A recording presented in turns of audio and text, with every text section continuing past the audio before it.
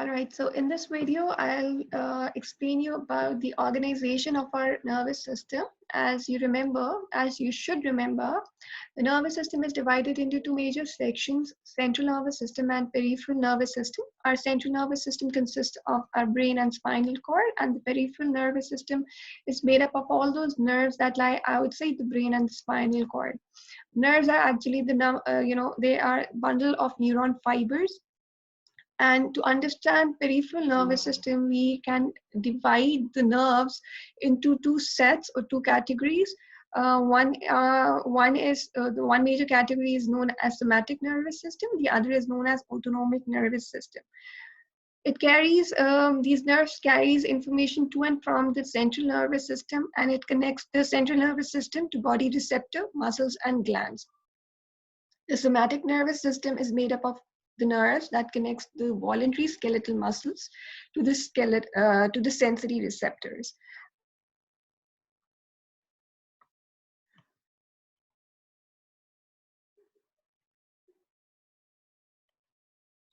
All right, so in this graphical image, you can see that brain and spinal cord is connected with a bundle of nerve fibers. So these are all peripheral nerves. Our peripheral nerves are connected through the spinal cord, and that's how the messages from the brain are passed through different parts of the body.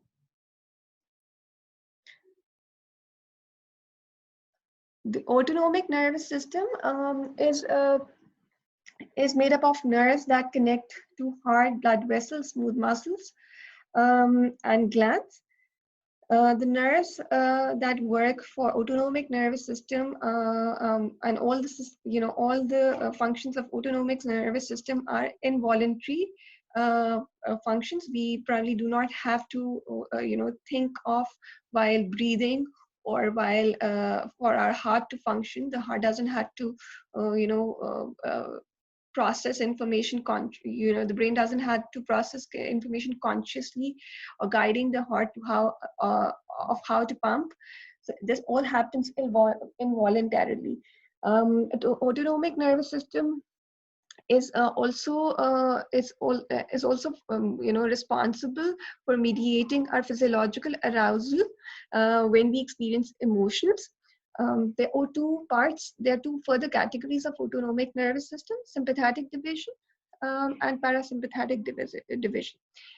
Sympathetic division of autonomic nervous system basically mobilizes our bodily resources for emergencies. For example, if you encounter a very threatening situation, you obviously experience a very intense emotion of fear. So under fear situation, your body responses in a certain way, where your heart pulse would rise, your blood pressure levels elevate, you may start to experience shortness of breath, you may start to sweat, your pupil might dilate. So all these are bodily reactions in response to fear. So our autonomic nervous system basically is a mediator where it activates the body in response to an emotion, and that is when our body is in a heightened state under an emotional triggered situation. So in that case, sympathetic nervous system,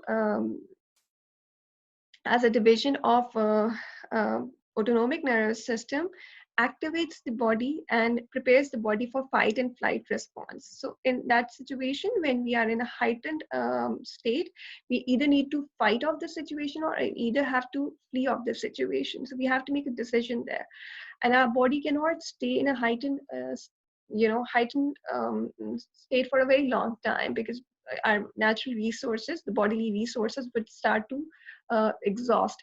Our energy levels would start to drop down, because we are that energy is being consumed in that emotional condition. So that is where parasympathetic division of autonomic nervous system jumps in. It brings the body back to normal state, and it it further converts the body for future emergencies. It converts energy for future emergencies, basically. It slows down the heart rate, reduces blood pressure, and it promotes digestion. The central nervous system consists of brain and the spinal cord, and in order to understand brain, we can see brain can be divided into three major categories, subcategories.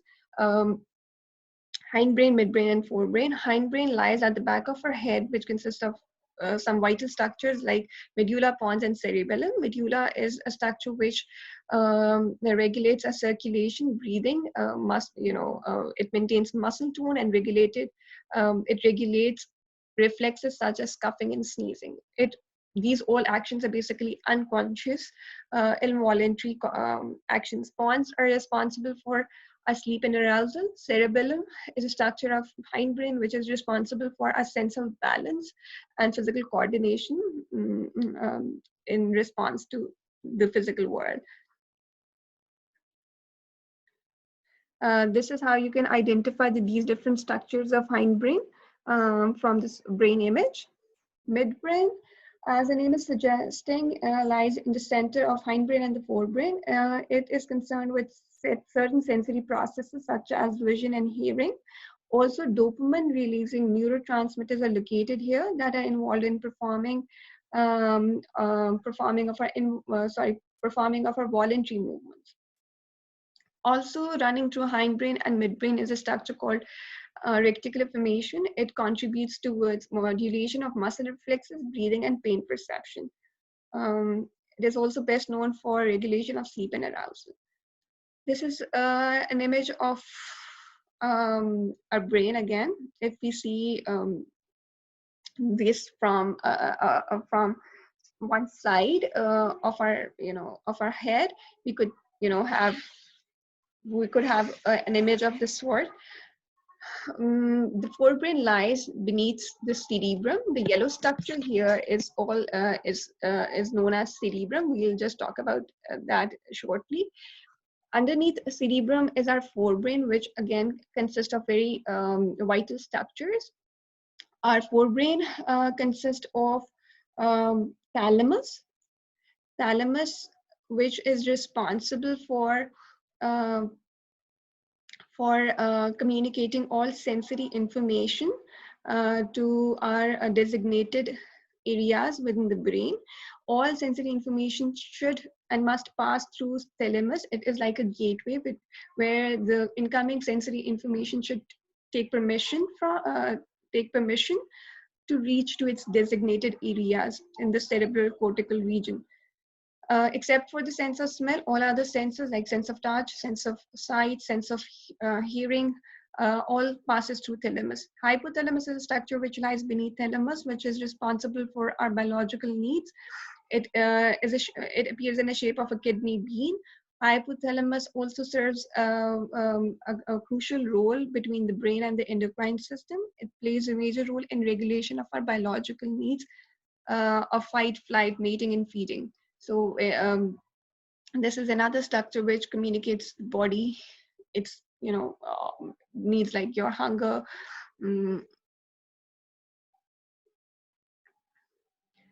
Forebrain also have some other structures which are identified as serving important important role. Limbic system is involved in the regulation of emotions, memory, and motivation. Hippocampus is concerned with the memory. यानी कि हमारी memory consolidation में, memory formation में hippocampus का एक important role होता है. Also, people with memory issues or have issues of forgetting it has been identified that the hippocampus have some forms of distortions or deformities. Amygdala plays a central role in our learning of fear responses. And limbic system is also implicated with pleasure centers.